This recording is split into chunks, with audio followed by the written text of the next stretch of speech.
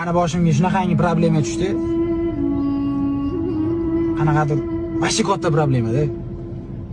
O'sha payt birinchi ota-onamga telefon qilmadim. O'sha problema tushganida. Ko'chadagi yaqin aka-ukalarim, tanishlarim orqamdan chiqib beraman degan akalarga hammasiga telefon qildim. Gap bo'lishi mumkin emas, kelishdi, lekin muammoyimni hal qilishmadi. Oxirgi imkoniyatim har doim ota-onam bo'lganda. Ota-onamga telefon qildim.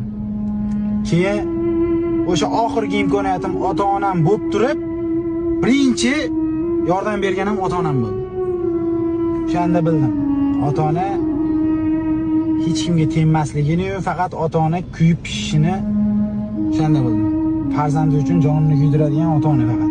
Ko'chadagi men aka, uka, men orqangdan turib beraman, men borman deydiganlarga ishonish kerak emas.